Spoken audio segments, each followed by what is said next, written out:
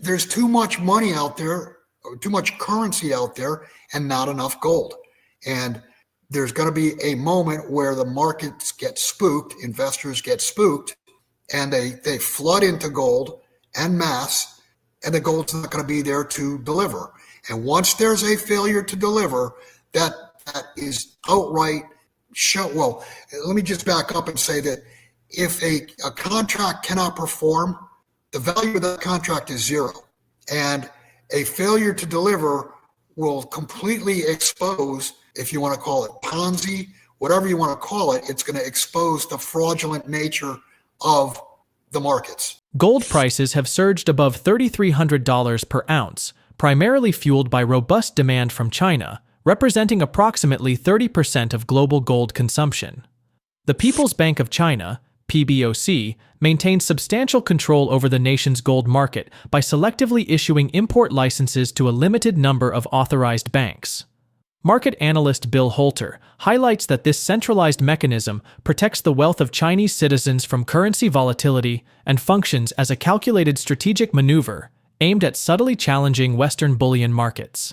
By facilitating legal gold acquisition for over 1 billion people, China applies distributed pressure on global supply chains while preserving plausible deniability in the face of potential market disruptions. This method of decentralized accumulation holds significant potential to destabilize critical gold trading platforms such as COMEX and the London Bullion Market Association, LBMA, both of which operate on a fractional reserve system where outstanding paper claims significantly exceed the physical gold actually available for delivery. Bill Holter warns that a pronounced spike in demand for physical gold, especially if driven by government-endorsed mass purchasing, could rapidly deplete inventories and precipitate a failure to deliver physical bullion. Such an occurrence would transcend mere technical complications, revealing fundamental weaknesses within the Western financial architecture and possibly being interpreted as a non-conventional form of economic warfare. This approach allows China to exert considerable influence over global gold markets while sidestepping confrontation, effectively weaponizing civilian gold ownership in a subtle yet powerful manner.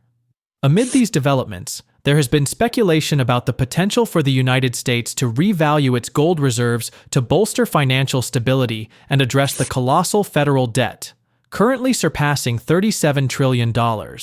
However, U.S. gold reserves are worth less than $1 trillion at current market valuations, representing only a minor portion of the national debt. For revaluation to meaningfully impact debt reduction, gold prices would need to soar to unprecedented levels exceeding $130,000 per ounce. Bill Holter cautions that such an extreme revaluation would almost certainly erode global confidence in fiat currencies, accelerating systemic instability rather than resolving it. Now, we present the clips from Bill Holter's interview. Before we continue to discuss this, please subscribe to our channel and activate the bell icon for timely updates. Thank you, and enjoy the video. The COMEX and LBMA could be completely blown up with probably no more than $10 billion, which is not even pocket change in today's world. I mean, they could place $10 billion worth of orders into gold on the LBMA and the COMEX and demand delivery and completely blow those markets up. The inventories would be completely depleted and you'd have a failure to deliver. That would be an act of war. If China were to do that and blow these markets up, it blows up the entire system. It would be an act of war. So what did they do? They got 1 billion people. Now they're allowing that 1 billion people to buy gold. And, you know, the demand's not going to be $10 billion right off the bat, but the demand is going to increase. And that is a way to blow up the Western financial system. And they can say, hey, we just bought what you were selling. You know, this is not an act of war. This is, we're just letting our people buy gold because it looks to feel like the fiat currencies are not a good, safe place to store your capital. If you valued gold at $3,300 an ounce, the gold that we supposedly have, and there's not been an audit since 1956, would be about $850 billion. It's not even $1 trillion. We owe $37 trillion that we admit to If you add the off-books debt, it's over 200 trillion. So how important is $800 billion of gold? They're going to have to revalue in order to cover the 37 trillion. You're looking at a number of, I don't know, 135, 140,000 per ounce. And that would break the system. Well, probably 4 or 5,000 would break the system. I mean, the system's going to be broken, and I've said this all along, and I've taken major crap over the years, been trolled horrifically. When I say that there mathematically is going to be a failure to deliver. And the reason the reason for what the math is money supplies for years and years and years, and they still are, have grown far faster than global gold production. Global gold production, what does it grow? Round it off and say 2% per year. I mean, there's not a central bank in the world that has only grown their money supply by 2% for the last, call it 50 years. There's too much money out there, too much currency out there, and not enough gold. And there's going to be a moment where the markets get spooked, investors get spooked, and they flood into gold en masse, and the gold's not going to be there to deliver. And once there's a failure to deliver, that is outright well, let me just back up and say that if a contract cannot perform, the value of that contract is zero. And a failure to deliver will completely expose if you want to call it fractional reserve, if you want to call it Ponzi, whatever you want to call it, it's going to expose the fraudulent nature of the markets. My advice would be to get out of the system as fast and as large a percentage of your assets as you can. If you have stocks, get the stock certificates. If you have large balances in the bank, take capital, buy gold, buy silver, have it delivered to you. It's outside of the banking system. The Great Taking is a very, very real event. It is not speculation. If you read The Great Taking or watch the interview with David Rogers Webb on The Great Taking, that is all footnoted. All of those laws are already on the books. And what the laws say is that if your bank or your broker or your insurance company goes down, your, quote, deposits with that institution, they're not legally yours. They're legally the institution's for your benefit. So you want to get as much of your capital out of the system as you can. When this happens, services are going to stop. You're going to dial 911 and nobody's going to be there to answer. You're going to be on your own, whether it be for 2 weeks or 2 months or, God forbid, 6 months or more. You're going to be on your own.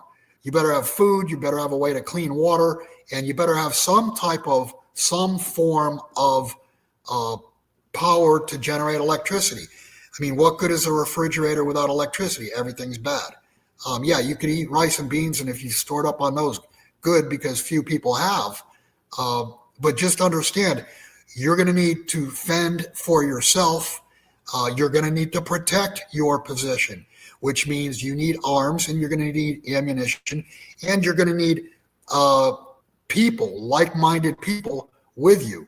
I mean, this is no laughing matter. It's no joking event. This is real. This is coming. Disbelieve me if you will, or if you want to, but that's going to be your problem. The US dollar's status as the dominant global reserve currency is facing increasing strain due to a complex mix of geopolitical tensions and economic challenges. While the imposition of sanctions and fluctuating trade policies have heightened political risks tied to holding dollar-denominated assets, the underlying concern is a gradual but persistent erosion of trust among international dollar holders. Nations with large trade surpluses are becoming acutely aware that their heavy dependence on the dollar exposes them to vulnerabilities stemming from unpredictable U.S. policy decisions, such as escalating tariffs and unilateral sanctions. This uncertainty is driving a strategic shift as these countries seek to mitigate risk by diversifying their reserve holdings, with many emphasizing acquiring alternative assets less susceptible to geopolitical influence.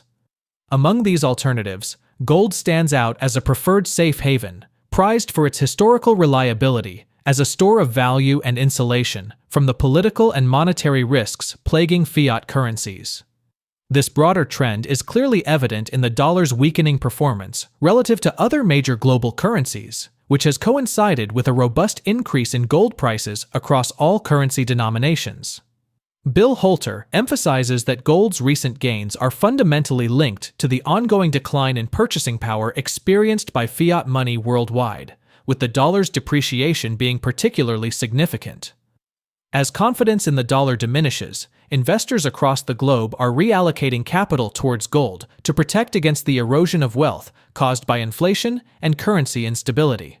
Let's get back to the video. The final answer is we're going to have, we are already in stagflation, less activity in the economy and prices going higher. Another thing that's going to be a problem is the rollover between now and the end of the year. I think there's another $7 or $8 trillion of treasuries that have to roll over. Who's going to buy those? So the answer is the Federal Reserve, which, by the way, now is joined at the hip with the Treasury. So it's the right pocket needs to borrow and the left pocket prints the money and funds it. It's a real problem because it will show the world that there's not natural demand for treasuries like there was, 10 years ago, 20 years ago, 50 years ago. There's not natural demand. The foreign demand is waning. And I mean, just look at the balance sheet of China. China has already offloaded $500 billion of treasuries. They're down to, I think, $800 billion. They were at 1.3 trillion at one point.